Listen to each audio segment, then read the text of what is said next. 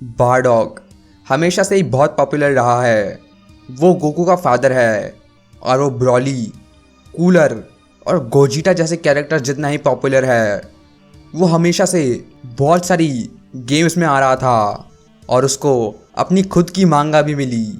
वो इतना पॉपुलर था कि उसको एक स्पिन ऑफ भी मिला जिसमें वो एक सुपर सैन भी बन जाता है जब वो फ्रीज़ा के सुपरनोवा की वजह से पास्ट में चला जाता है और फ्रीज़ा के एंसेस्टर चिल से लड़ता है।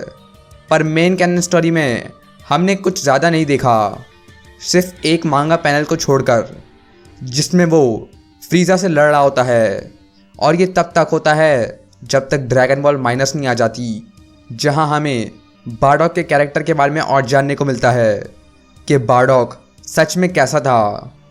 तो शुरुआत में बारडॉग की एक स्पेशल टीवी सीरीज़ आई थी 1990 में, जो कि बिल्कुल ड्रैगन बॉल मांगा के पैनल जैसी थी, जिसके अंदर पता चलता है कि बारडॉग एक लो क्लास सीएन वॉरियर था। पर तब भी वो फ्रीज़ा के एलीट्स को मार रहा था और उसका पावर लेवल 10,000 के आसपास था, जिसका मतलब वो नापा और बेस सीएन गोकू को आसानी से हरा सकता था, और वो भी एक हिट में। पर वो प्रिंस वेजिटा जैसे फाइटर्स को चैलेंज नहीं कर सकता था। और ये अजीब है क्योंकि नापा एक मिड क्लास सीएन है और कुछ ट्रांसलेशंस में एलीट भी। पर अब एक एलीट सीएन सिर्फ वेजिटा और किंग वेजिटा है और नापा के सामने वेजिटा एक सुपर एलीट था। वहीं बारडॉग मिड क्लास भी नहीं पहुंच पाता, जो रेडिट्स ने भी किसी तरह कर लिया था।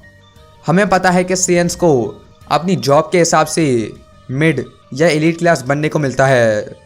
तो बारडॉग का पावर लेवल 10,000 थोड़ा कंफ्यूजिंग है। तो इसका मतलब क्या सीएन का बर्थ पावर लेवल डिफाइन करता है कि वो एलीट होगा या लो। वहीं ट्री ऑफ माइट में गोकू का पावर लेवल 30,000 था, तब भी टर्लस उसको लो क्लास सीएन ही मानता है। तभी सबने सोचा कि नया माइनस बारडॉग रेडिट से भी ज़्यादा कमज़ोर होगा। तो चलो अब हम प्रेजेंट के ग्रैनुलर के बारे में बात करते हैं, जहां हम बारडॉग को गैस से लड़ते हुए देखते हैं बहुत डेकेड्स पहले, जहां बारडॉग इस टाइम के लिए बहुत ज़्यादा पावरफुल है। ये हम ड्रैगन बॉल सुपर के मांगा चैप्टर 82 में देखते हैं, जिसमें हम बहुत सारी अजीब चीज़ें भी देखते हैं, जिसमें फेट जैसी चीज़ों के बारे में बहुत ज़्यादा बात होती है। इस आर्क के शुरुआत में भी फेट के बारे में बताया गया था। तुम्हें याद है जब बारडॉग अपनी आंखों से फेट देख सकता था, या कह लो कि वो फ्यूचर देख सकता था। और इस न्यू वर्जन में भी वो कुछ ऐसा ही करता है। उसकी इच्छाएं अब गोकू के पास चली गई हैं, स्पेशली जब वो ड्रैगन बॉल यूज़ करता है। तुम देख सकते हो कि बारडॉग एक लो क्लास सीएन होते हुए भी गैस को मार रहा है, बिल्कुल वैसे ही जैसे गोकू फ्रीज़ा को मार रहा था। सुपर सीएन गोकू बारडॉग के फेट का एंड है, शायद इसलिए वो गोकू की तरह लड़ रहा है। पर इसमें शायद ये भी पता चलता है कि बारडॉग के पास एक इंस्टिंक्ट है जो गोकू और गोहान दोनों के पास है, अगर वो अपने अंदर उसे ढूंढ सके तो। बारडॉग को लड़ते देख गैस को यकीन हो गया था कि बारडॉग एक कमज़ोर सीएन नहीं है, और वो गलत थे कि सिर्फ कमज़ोर सीएन इधर आए हैं। जिससे पता चलता है कि बारडॉग एक लो क्लास सीएन से ज़्यादा स्ट्रॉन्ग है, मगर वो उसको छुपा कर रखता है और किसी को नहीं बताता, या उसकी ये पावर्स लाइफ और डेथ सिचुएशंस में ही आती है। यहाँ पर बारडॉग गैस को पीछे कर रहा है, जो कि रेडिट्स और नापा दोनों नहीं कर पाते। इसमें बारडॉग बहुत सारे कॉम्बोस मारता है, लेकिन गैस अपनी और पावर रिलीज करने लग जाता है। और इधर पता चलता है कि गैस अपनी थोड़ी पावर यूज़ कर रहा था, बिल्कुल जैसे फ्रीज़ा गोकू के साथ कर रहा था।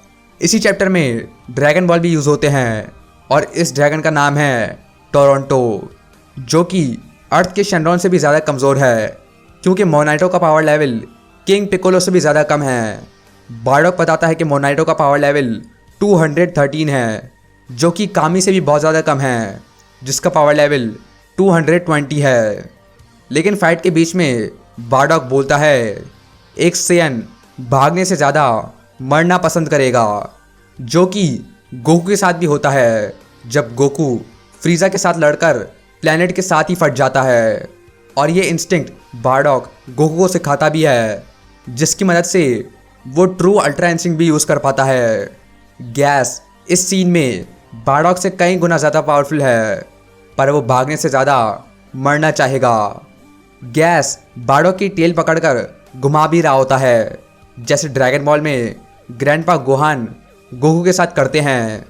लेकिन बारडॉक ने अपनी टेल को ट्रेन किया हुआ है, पर जब गैस बज़र्ग हो जाता है तो बारडॉक सबसे खतरनाक लाइन बोलता है। कौन सा बेवकूफ़ एक डेथ बैटल में जीतने के अलावा कुछ और भी सोचेगा। और गैस बोलता है कि बारडॉक एक ग्रेट एप फॉर्म के अलावा दूसरी फॉर्म में ट्रांसफॉर्म हो चुका है, जबकि इस फॉर्म का कोई रियल नाम नहीं है। तभी गैस बोलता है कि वही सेयन्स की पावर की लिमिट है, जिसका मतलब कोई सेयन उसे नहीं हरा सकता।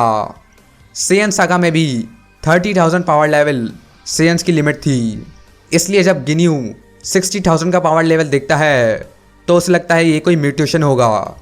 जिसके बाद नैरेटर भी बोलता है कि गोकू एक ऐसे लेवल पर आ चुका है जहाँ कोई भी सेयन नहीं पहुँच सकता। तो सेयन के ख़त्म होने के बाद गिन्यू को लगता है कि 30 से लेकर 50,000 का पावर लेवल एक सेयन के लिए अचीव करना पॉसिबल है, पर वो तब भी बहुत ज़्यादा है। तो अगर गैस को भी यही लगता है तो गैस उससे ज़्यादा पावरफुल होगा। एक इंटरव्यू में टोयोटारो ने यह भी बोला था कि हीटर्स फ्रीज़ा के बाद यूनिवर्स के कुछ हिस्सों को संभाल रहे थे, और वो उन्हें आबो और काडो से कंपेयर करता है, जो कि फ्रीज़ा के पावर लेवल जितने थे।